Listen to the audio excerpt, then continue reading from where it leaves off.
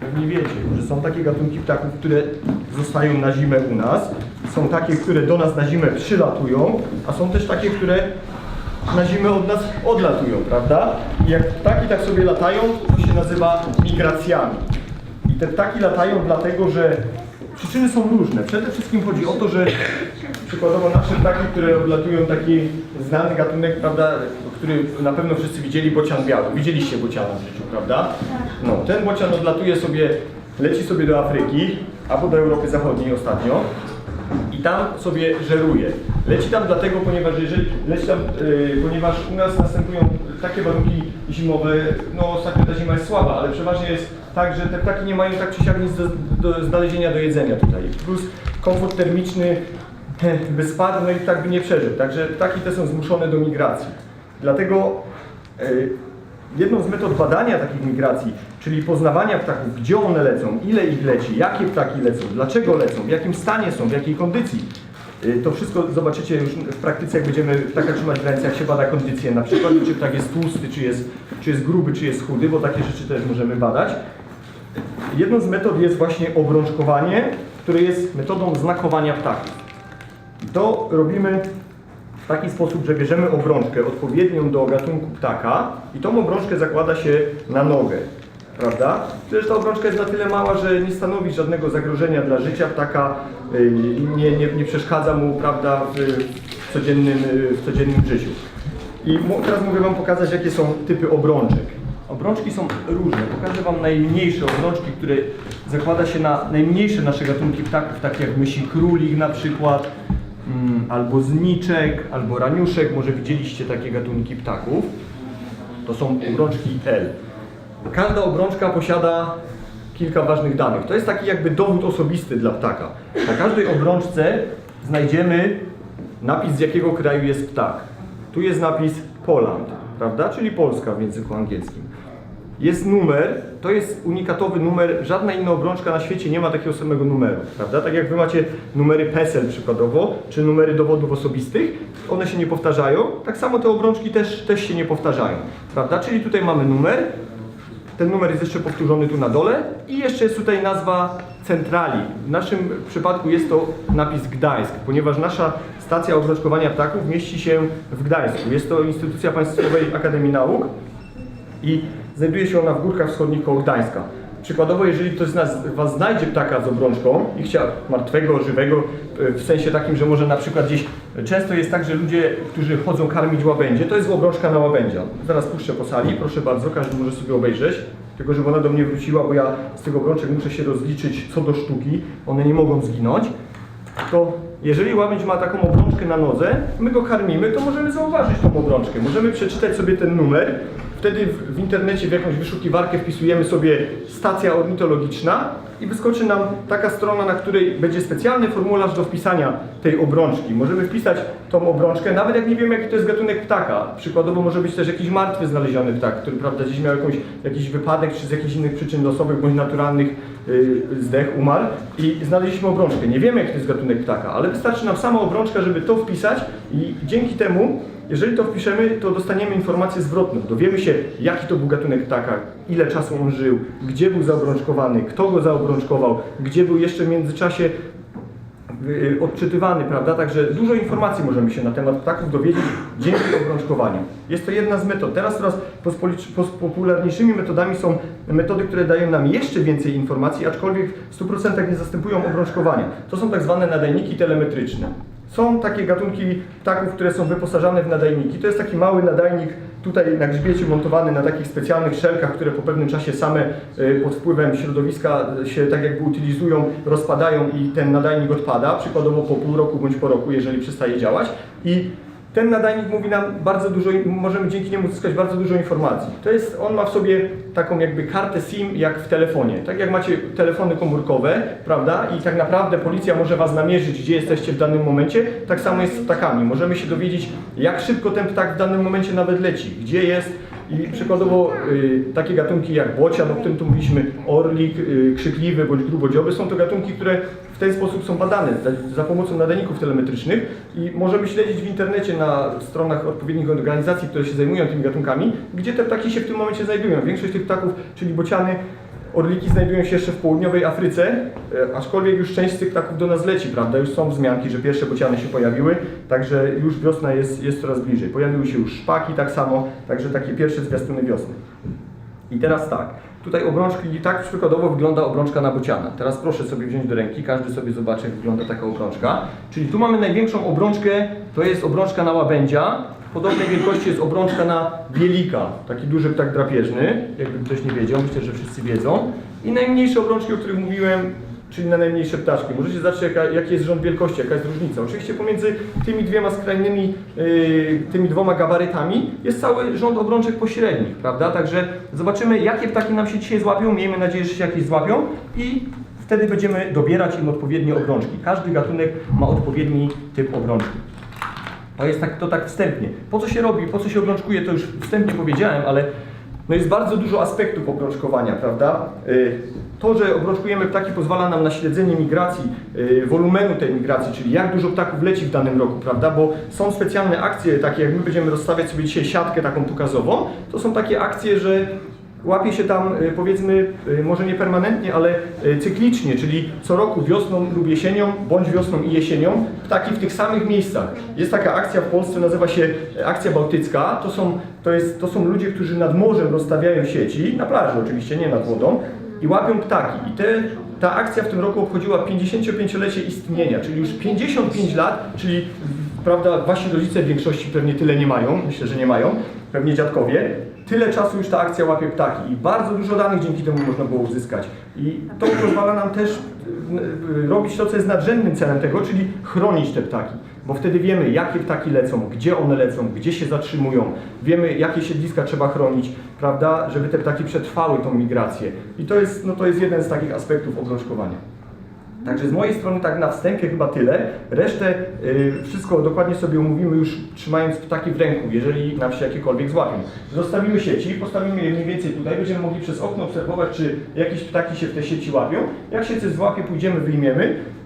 To są takie specjalne siatki, one są bardzo cienkie, każdy będzie mógł dotknąć takiej siatki, jak ona będzie rozłożona, tylko prosiłbym, żeby nie podchodzić z żadnymi rzeczami takimi, które mają dużo guzików na przykład, albo coś ostrego, bo tą sieć bardzo łatwo podrzeć. I jeżeli już taki ptak się złapie, no to wtedy wyciągamy go z tej sieci, wsadzimy go do takiego woreczka płóciennego, to jest taki woreczek, że da się przez niego oddychać, prawda? Nie taki foliowy, który nie przepuszcza powietrza. Ptaszek sobie będzie tam spokojnie czekał na zaobrączkowanie, wyjmiemy, oznaczymy gatunek, wiek, może płeć, zobaczymy jaki jest tłusty, założymy obrączkę, zapiszemy te wszystkie dane, ponieważ później te dane muszę wszystkie wpisać do komputera, żeby uzyskać żeby ktoś inny mógł uzyskać informację, jeżeli złapie przykładowo jeszcze raz tego ptaka.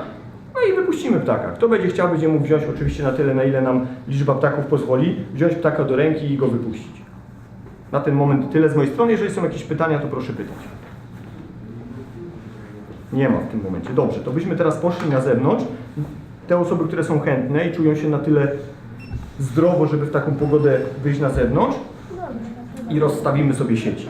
Postawimy 2 sieci na takich specjalnych tyczkach bambusowych i będziemy obserwować, czy nam się coś złapie w tej sieci i będziemy obrączkować wtedy. No to zapraszam do naszej szatni. Zbieramy się.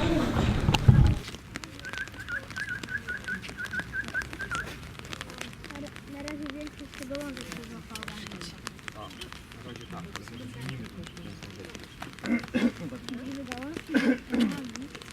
Dobrze, poprosiłbym, żebyś jeszcze chwilkę potrzymała, tak, chwilkę.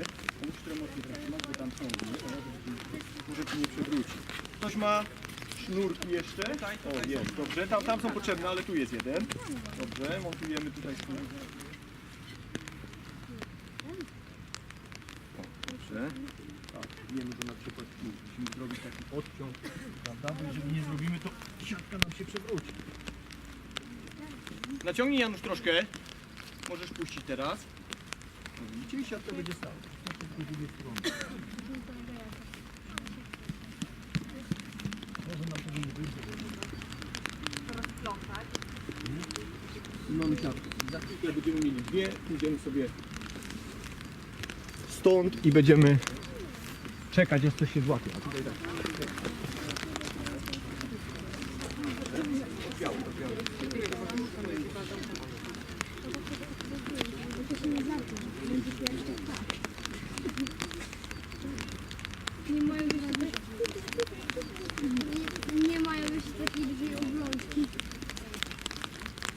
i założymy tam. Widzicie? I tak sobie postawimy, przepraszam, tą siatkę i miejmy nadzieję, że coś się tu łapie. Trzymaj chwilę. Kto masz tutaj to?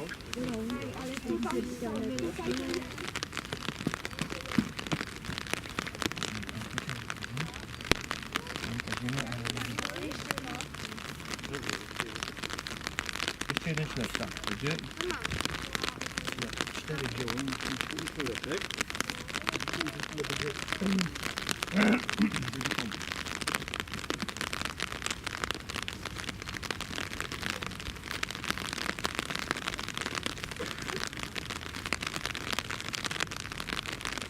Ja obstawiam, że dzisiaj złapiemy 10 ptaków. Zobaczymy. Ptaków trochę lata. Może nam się ten akurat tutaj... Schowamy. Odległości w zasadzie kilku metrów.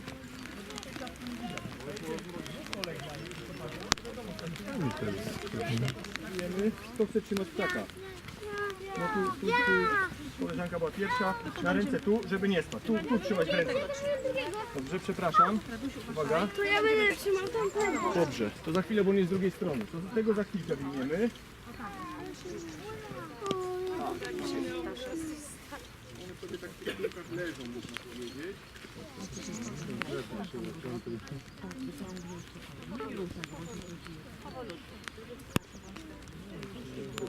Jest. Następny woreczek, dobrze. No to tutaj dam. To zaraz. Albo wypuścisz może, dobrze. Mamy 2 ptaki, prawda? Idziemy dalej. Proszę pana, Tak? a ja mogę trzymać tego? Możesz trzymać tego, ale wyjąć ja muszę, wiesz, bo to jednak jest ciężko jest sobie sprawę. Tą siatkę trzeba naprężyć trochę. Trzeba patrzeć zawsze, z której strony ptak wpadł, widzicie, bo wydaje się, że on ma głowę tam, to pewnie w tamtą stronę da go się wyjąć, ale jest to nieprawda. Tak uderzył, proszę nie stawać na siatce, tak uderzył o siatkę z tej strony i wpadł w tą tak zwaną półkę. Widzimy to po tym, że tutaj są nogi, patrzymy, czy nogi są owinięte w siatkę. Z tej strony nie są, prawda? Czyli jeżeli nogi nie są owinięte w siatkę, to jest oznaką tego, że ptak wpadł do sieci z tej strony. I z tej strony należy go wyjąć, czyli tak jakby cofnąć. Nie możemy go przeciągnąć na wylot, bo niestety no nie da się. Oczka są zbyt małe, oczko ma 16 mm. Ale ma nie wiesz. Tu już był dla kolegi zarezerwowany się. Nawet zobaczymy, każdy kto tam będzie miał, może, no nie wszyscy, ale większość będzie miała szansę. Woreczek poproszę, kto ma woreczki? Ja mam, jestem dealerem, bo... A to jest ptak w tym worku? Nie. To poproszę ten woreczek. Może być ten. Dobrze, na razie mamy tyle ptaków. Idziemy teraz do stanowiska obrączkarskiego i będziemy je obrączkować. Bardziej jest tu. Dlatego zaraz przyniosę. Dobrze, tylko nie ma ich tu za bardzo. Masz czym podwieźć. Mogę trzymać. Może zbiorczo, tak. To jedna z pań będzie trzymała zbiorczo. Bo tutaj w sumie... Tu jeszcze sobie odstawimy. Teraz tak, wszystko będziemy o tych ptaszkach zapisywać w takim specjalnym zeszycie. No, to jest zeszyt obrączkarski, tak jak jest tu napisane, widzicie? I teraz tak, tu mamy takie na przykład schematy, bo też musimy wiedzieć, jak się dana część ptaka ciała nazywa, ciała ptaka. Jak się ptaki pierzą, prawda? Bo to jest jeszcze dużo takiej wiedzy, o której nie powiedziałem, bo niestety nie mamy na tyle czasu. Ptaki zmieniają pióra, tak jak wy zmieniacie ubranie, prawda? Z zimowego na letnie, z letniego na zimowe, ptaki tak samo zmieniają pióra. Niektóre ptaki robią to raz w roku, niektóre robią częściej, 2 razy w roku. Także zależy to wszystko od gatunku i od tak zwanej strategii pierzenia. I dzięki temu możemy rozpoznać, czy ptak jest młody, czy jest stary. W przypadku takich małych ptaków, jakie tu mamy, możemy tylko określić, czy ten ptak się urodził w tym roku, czyli no powiedzmy w zeszłym, bo jest zima, czyli czy urodził się w 2015, bo taki mieliśmy, prawda, sezon lęgowy w zeszłym roku, czy jest starszy, bo on tylko jak jest młody, to się odróżnia od starszych ptaków, a potem już jak się przepierzy, założy to ubranie, można powiedzieć, takie dorosłego ptaka, no to już go nie odróżnimy, czy on ma 2, 3, 4, 5, czy 6, czy 7, czy ileś lat. Jak go zaobrączkujemy i go kiedyś złapiemy, i będzie można wtedy sprawdzić, ten ptak był zaobrączkowany 23 lutego w Tarnobrzegu 2016 roku, prawda? Także takie informacje możemy uzyskać. Widzicie, tu było obrączkowanie ostatnio. Widzicie, tu jest zapisane, gdzie było obrączkowanie. 10 stycznia było obrączkowanie w Alfredówce. To jest taka wioska niedaleko. Widzicie, tu są takie książki, no te książki w zasadzie wszystkie są po angielsku, bo żeby móc tak obrączkować ptaki, to trzeba no naprawdę trochę wiedzy posiadać i zdać specjalne egzaminy. Widzicie, i tutaj, tu są, o ja mam nawet z takich ptaków, które gdzieś tam nieraz któreś ptakowi pióro wypadnie, to nawet tutaj jako przykład gdzieś czasem wpięte są takie pióra. Ogólnie widzicie, musimy na podstawie upierzenia i na podstawie innych cech możemy rozpoznać, jaki to jest gatunek ptaka, w jakim on jest wieku, jaka jest jego płeć. Także widzicie, to są takie książki, no, z których dużo wynika, ale no, żeby je studiować, no to trzeba mieć jakąś tam wiedzę. Widzicie, o tu jest kaczka na przykład, krzyżówka. Taka pospolity gatunek, pewnie każdy z Was kaczkę widział, prawda? Ale my dzisiaj się zajmujemy małymi ptakami, tak zwanymi ptakami wróblowymi, Passeriformes. To są takie małe ptaki. I teraz tak, kto wie w ogóle jakie gatunki się złapały? Czy ktoś już to rozpoznał? Kos? Dobrze. Sikora to jest nazwa rodzajowa, można powiedzieć. Tak jak kos jest drozdem, tak sikora jest sikorą. No jest na przykład sikora ubogat nazwa, ale jakie sikory się złapały? Ktoś może wie? Bogatki, tak. Sikora bogata, tak zwana bogatka. I jedna złapała się sikora modra, czyli modraszka. Czyli mamy modraszkę, bogatkę i kosa. Także całkiem nieźle. Na 5 ptaków mamy 3 gatunki, to jest bardzo dobry wynik, jeżeli chodzi o bioróżnorodność. Tu są takie różne narzędzia obrączkarza, widzicie, do mierzenia, do zaciskania dużych obrączek, prawda? Jak na przykład na łabędzia, czy na bielika, czy na bociana, to trzeba zaciskać takimi kominerkami, a nawet będziemy dzisiaj je potrzebować na kosa. I teraz tak, sikorki dostają obrączki takie tak zwane K. To jest taka no, prawie najmniejsza obrączka, trochę większa niż najmniejsza, a kos dostaje obrączkę tak zwaną H. I to jest taka obrączka, którą dostaje na przykład kos, dostają też dzięcioł taki, którego widzicie w lesie. Musimy tą obrączkę tu znaleźć w tym zestawie obrączek. Mamy obrączki G, mamy obrączki J, ale nie widzimy obrączek H. Mamy obrączki T. Może się skończyły, trzeba będzie z pudełka zaraz wyjąć, ale poczekajcie jeszcze może. Podatnych na to, że, prawda, że mają mało tłuszczu, że może im się coś stać, do największych. Taki koz może trochę dłużej wisieć, gdzie mu się nic nie stanie, prawda? Oczywiście żadnemu ptakowi nie może się nic stać, ale taka jest zasada. Najpierw najmniejsi, potem więksi. I teraz zrobimy tak, tu sobie to zrobimy tak, otworzymy sobie zeszyt na następnej stronie, piszemy datę.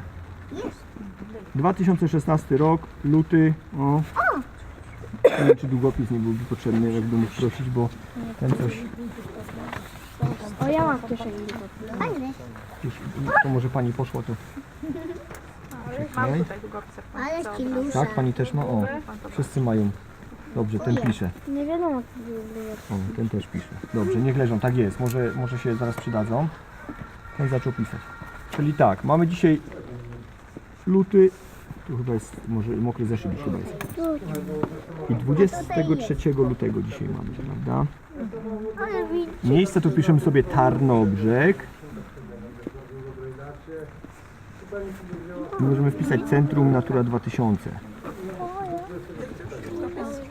Ja będę wiedział, o co chodzi. I teraz tak, wpisujemy godzinę. Kto ma zegarek? Która jest godzina? Ktoś wie? Ja mam telefon. 11:15. 11:15. Dobrze, to wpisujemy, że te ptaki są z godziny 11. To też jest ważne, kiedy będziemy je obrączkować, kiedy wypuszczać, bo mogą się złapać o 7 rano, a mogą się złapać, prawda, o 5 po południu. I teraz tak. Poprosiłbym Panią, żeby Pani pisała. Zaobrączkujemy sobie najpierw bogatki. I teraz tak. Prosiłbym, żeby Pani, o tak jak tutaj jest wpisane K3L, to tutaj ring number K3L, tutaj drukowane wszystko, K3L. Dobrze, i teraz tak, dalszy numer będzie 7536. 75 i tak, tutaj 36, lux. I teraz tak, tutaj stosujemy nazwy naukowe, czyli nazwę łacińską. Ktoś wie, jak jest bogatka po łacinie? Nie wiecie. Po angielsku jest na przykład great teeth, a po łacinie jest parus major. I teraz, żeby zapisać, to wpisujemy dwie pierwsze litery nazwy rodzajowej, czyli parus, czyli sikory, czyli PA, parus, i trzy pierwsze gatunkowej, czyli major, pamaj.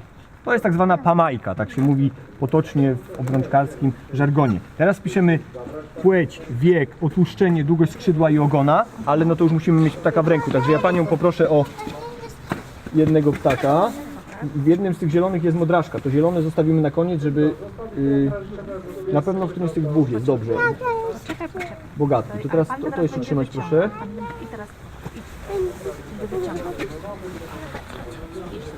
Trochę ciasno, ale każdemu pokażę, każdy będzie mógł zobaczyć, a ktoś nawet wypuści.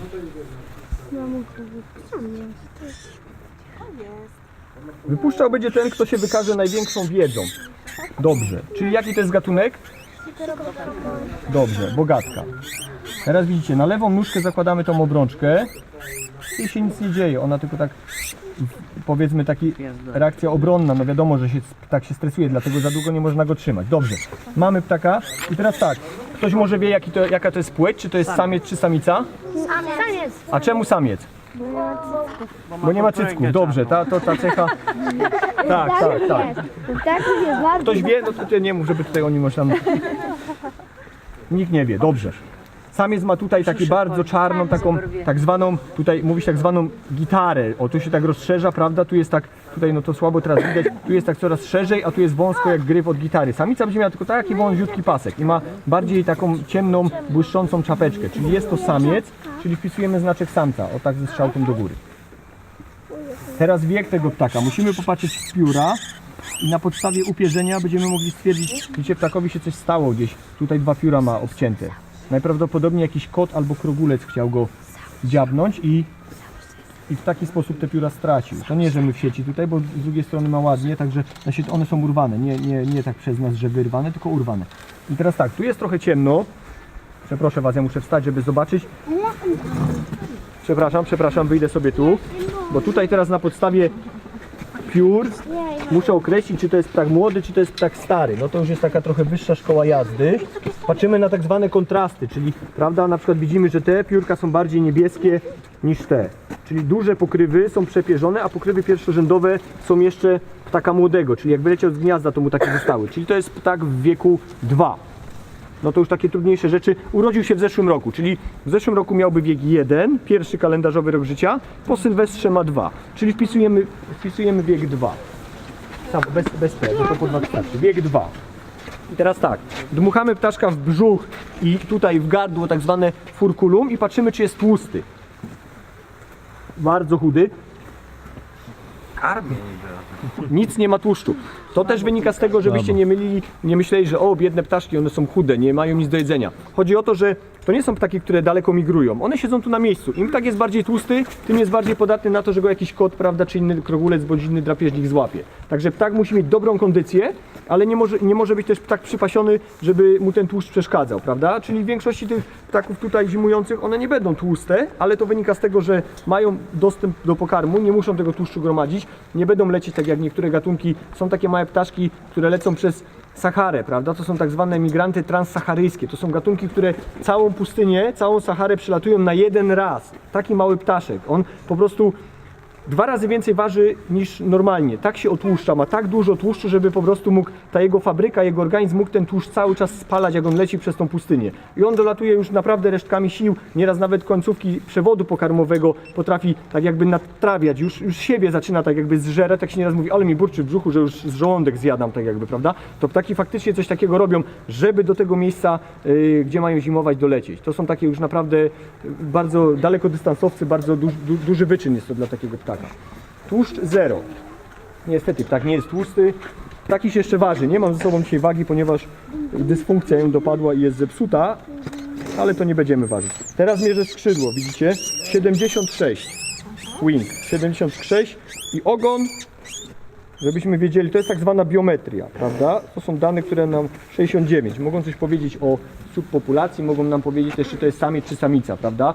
Samice mają mniejsze skrzydła, chociaż 76 jest taką wartością, że mogą się zachodzić. Ogólnie u tego gatunku występuje dymorfizm płciowy, czyli różnica w płciach, prawda? To jest chłopiec, bo jest większy i ma tutaj, prawda, taką ładną czarną plamę, a dziewczynka będzie mniejsza i no, mniej ubarwiona niż u ptaków, jest odwrotnie niż na przykład u ludzi, że panie się bardziej stroją, prawda? No to tutaj jest tak, że samce, żeby się przypodobać. Dobrze, no ktoś musi tego, kto chce dotknąć, to tutaj zapraszam do dotknięcia. Jedna osoba będzie mogła wypuścić. Na razie tylko dotykamy. Delikatnie kto dotknął, odchodzi, żeby następni mogli dotknąć. Widzicie, to jest taki położony ptaszek. Kto chce dotknąć, proszę dotknąć. Ptaka nie stresować. Kto dotknął, odchodzi. Żeby każdy miał okazję. Proszę bardzo. Kto jeszcze chce dotknąć? On cały czas głaska je w ogóle. No to można dotknąć, prawda? Można dotknąć piór tutaj w skrzydle, można dotknąć ogona. Proszę sobie dotknąć. Pan mi odsuwa. Ktoś jeszcze? Dobrze, no to teraz ktoś musi tego ptaka wypuścić. To zróbmy tak. Kto zna inny gatunek sikory? Ja wiem. Proszę. Sikora uboga. Uboga, proszę bardzo. Kolega wypuści tego ptaka, następnego wypuści ktoś inny. Ptaki trzymamy tak jak, no to może jest zły przykład, tak jak papierosy. Czyli prawda, między dwoma palcami tutaj musimy trzymać głowę, wsadź go sobie tutaj o tak, tak, tutaj. Przyciśnij troszkę, tu masz szyję, to tak mocno nie ściskaj, tu delikatnie przyciśnij. Przytrzymaj go teraz tak, żeby się nie trzepał. Obróć się w stronę krzaków, połóż drugą rękę pod spodem i otwórz tą rękę. Tą rękę otwórz. No już proszę otworzyć, proszę bardzo, tak poleciał. A właśnie, żeby się znowu nie złapało. Może się nie złapie. Ugryź. Zakładamy następną obrączkę. Tu już tylko końcówkę zapiszemy. 37 w tym okienku. Gatunek ten sam, czyli pionową kreskę przez całość stawiamy. O takie coś. Po środku, bo wiemy, że to jest gatunek ten sam. To jest po to, żeby szybciej zapisywać. No i tutaj co? Mamy to jest samiec czy samica? Jak myślicie? Samiec. Jeszcze więcej czarnego ma niż tamten. Widzicie? Ten już taką szeroką tą plamę, prawda? No prawie taka gitara. Tu gryf, a tutaj, prawda, pudło. Może starszy, może tak być, że jest starszy. Zaraz to sprawdzimy, bo oczywiście im bardziej ptak jest wybarwiony, to też może świadczyć o tym, że jest starszy. Plus jeszcze różne kontrasty, popatrzymy sobie, czy są, czy tych kontrastów nie ma. No tutaj nie ma. Ptak jest dosyć mocno pigmentowany, niezniszczone pióra, wszystkie ładne niebieskie. Także jest to stary ptak. Ten ptak ma co najmniej w 2014 się urodził, a może jest starszy. Tego już nie możemy określić, bo strategie pierzenia nam na to nie pozwalają. Już niestety nie wiemy. Czyli ptak ma po 2, P2. Czyli jest na pewno starszy niż... Nie jest z tego roku, 16, no bo jeszcze ptaki się nie lęgły w tym roku. Nie jest z 15, bo o tym mówią nam pióra. Czyli może być z 14 lub starszy. Czyli ma na pewno 2 lata. No takie ptaki to do kilka lat można powiedzieć, takie mniejsze, nie, gatunki. Są... Rekordowym ptakiem zaobrączkowanym jest albatros, nie pamiętam, czy to jest samiec czy samica, można w internecie znaleźć, nie pamiętam w którym roku, w 60 którymś roku chyba ten ptak był zaobrączkowany i do zeszłego roku normalnie jeszcze odbywał lęgi.